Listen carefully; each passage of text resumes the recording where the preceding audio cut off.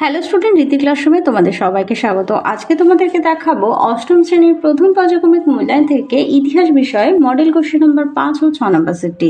তাহলে চলো আর দেরি না করে এবার দেখে নিই। প্রথম প্রশ্ন, 1-1 দাগ, দেওয়ান পদে মুর্শিদকুলের নিয়োগ পাকাপাকি করে দেন। উত্তরটি হবে অপশন এ দাগ, সম্রাট ঔরঙ্গজেব। 2 দাগ, 1744 খ্রিস্টাব্দে মারাঠা আক্রমণের সময় আলীবর্দী খাঁ ব্রিটিশ কোম্পানি থেকে দাবি করেছিলেন। অপশন বি দাগ, 30 লক্ষ টাকা। 3 দাগে আছে আসফ জাহ উপাধি পেয়েছিলেন। অপশন সি দাগ, নিজাম উল মুলুক। পরের প্রশ্ন, 4 দাগে আছে অধীনতামূলক মিত্রতা নীতি প্রবর্তন করেন লর্ড ওয়েলেসলি। 5 দাগ, হিন্দু কলেজ প্রতিষ্ঠা করেছিলেন ডেভিড হেয়ার। 6 দাগ, গভর্নর জেনারেলের কাউন্সিল তৈরি করেন 4 জন সদস্য নিয়ে। 2 দাগে আছে নির্দেশ অনুসারে উত্তর দাও। 1-এ আছে একটি বাক্যে উত্তর। চলে যায় 2 দাগে, 2-এর 1 দাগ, একটি বাক্যে উত্তর দাও।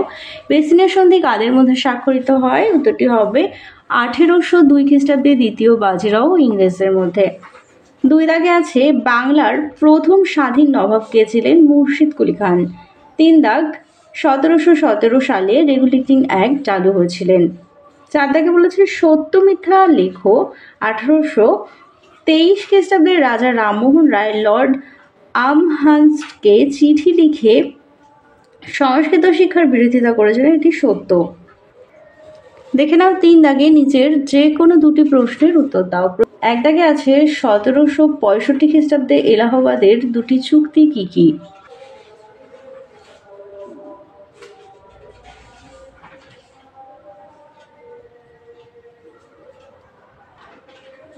অথবা দিয়ে আছে আলীনগরের সন্ধির ফল কি হয়েছিল?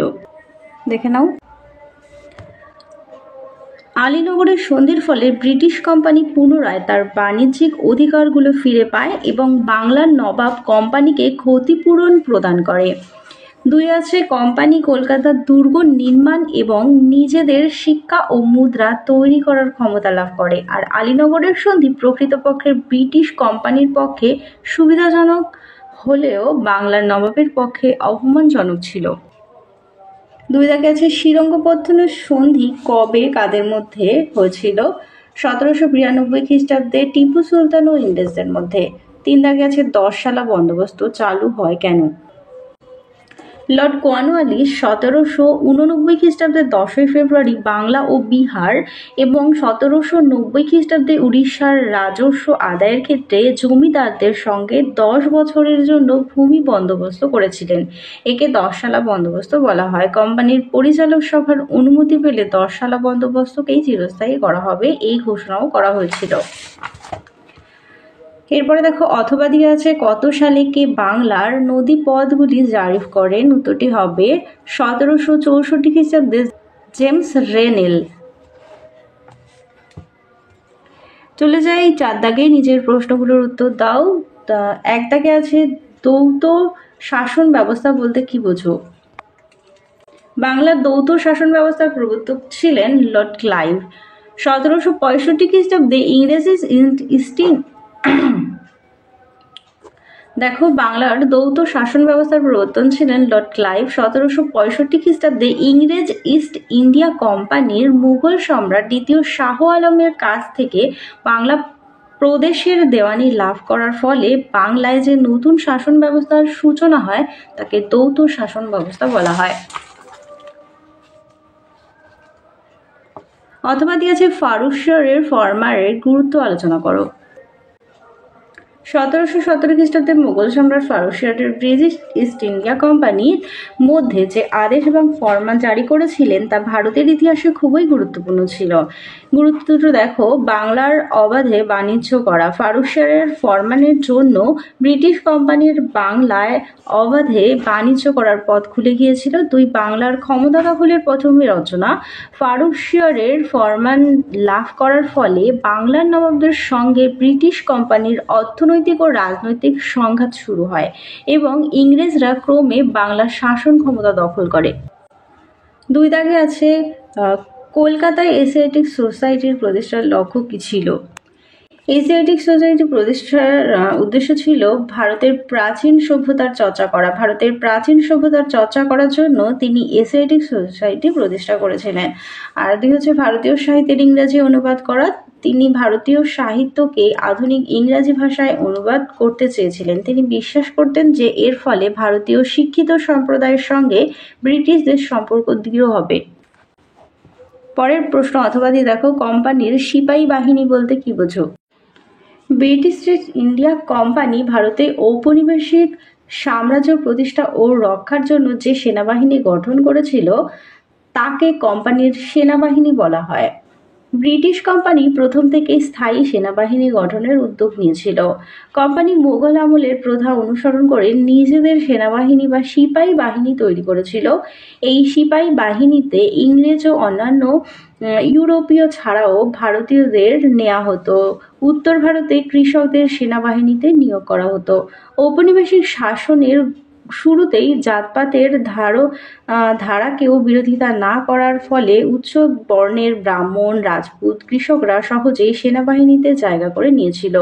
1820 খ্রিস্টাব্দ থেকেই ক্রমশ মারাঠা, মহীশূর অঞ্চলের পাহাড়ি উপজাতীয় নেপালি দুর্গাগ্রাদের সেনাবাহিনীতে স্থান দেয়া হয়।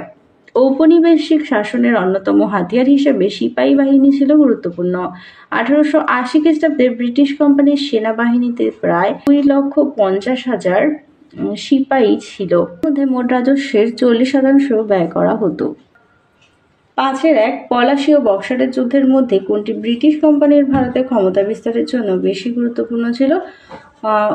উত্তরের পক্ষে যুক্তি দাও। দেখে নাও।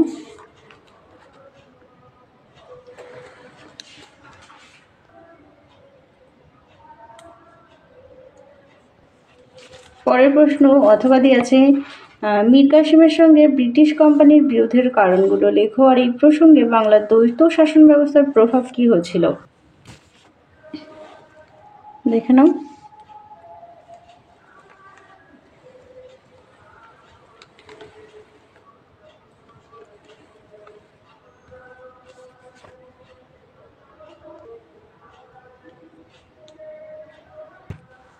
পরের প্রশ্ন, কিভাবে ধীরে ধীরে ঔপনিবেশিক কর্তৃত্ব প্রতিষ্ঠা এবং প্রদর্শনের অন্যতম হাতিয়ার হয়ে উঠেছিল পুলিশ ব্যবস্থা?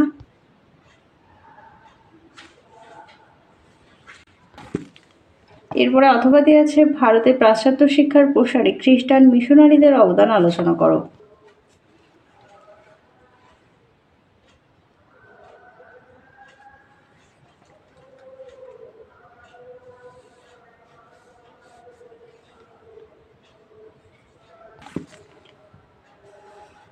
চলো দেখে নিই 6 নম্বর মডেল সেটটি।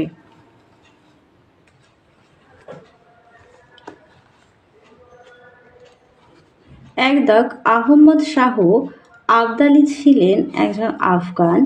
2 দাগ, চতুর্থ ইঙ্গো মহীশূর যুদ্ধ হয়েছিল অপশন ডি দাগ 1799 খ্রিস্টাব্দে। 3 দাগ, পলাশীর যুদ্ধ হয়েছিল 1757 খ্রিস্টাব্দে।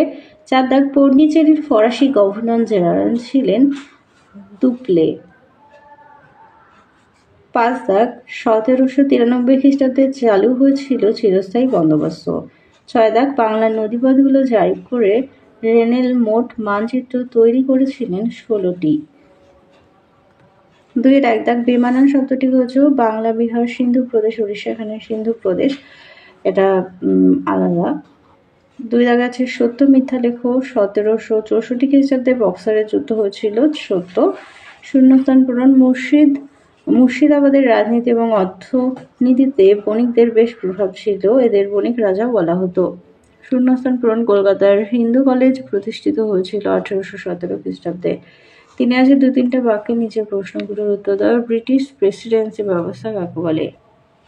ব্রিটিশ ইস্ট ইন্ডিয়া কোম্পানি তাদের বাণিজ্যিক স্বার্থে ভারতীয় উপমহাদেশে কতগুলো ঘাঁটি তৈরি করেছিল। ঘাঁটিগুলোর মধ্যে প্রধান ছিল মাদ্রাজ, বোম্বাই ও কলকাতা। এই ঘাঁটিগুলোকে কেন্দ্র করেই 3টি প্রেসিডেন্সি তৈরি হয়েছিল। প্রেসিডেন্সিগুলো থেকে ব্রিটিশ কোম্পানি বাণিজ্যিক কার্যকলাপ চলত। ব্রিটিশ কোম্পানির প্রেসিডেন্সি কেন্দ্রিক কার্যকলাপকে প্রেসিডেন্সি ব্যবস্থা বলা হয়। 2 আছে, পলাশীর লুণ্ঠন কাকে বলে? দেখো। অথবা দিয়েছে ৭৬-এর মর্মান্তর কাকে বলে?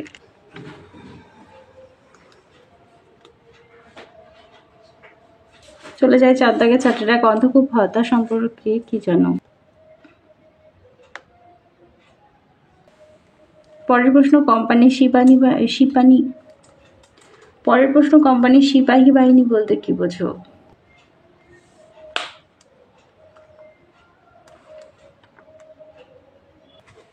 পরের প্রশ্ন টিকা লেখো মেকলের প্রতিবেদন।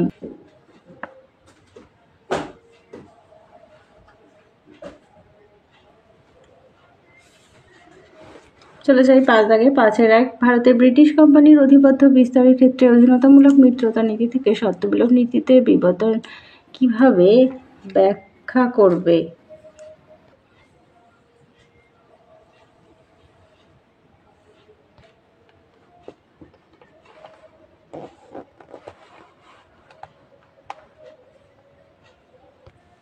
এরপর আছে দ্বৈত শাসন ব্যবস্থা সম্পর্কে লেখো।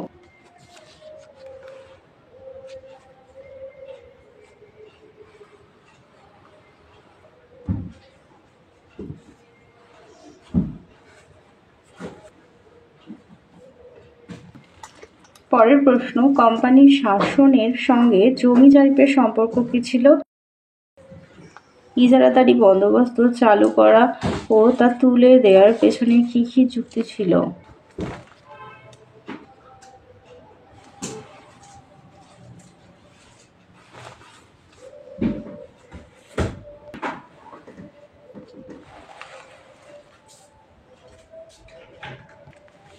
অথবা দিয়েছে লর্ড উইলিয়াম বেন্টিং এর সংস্কার সম্পর্কে লেখো।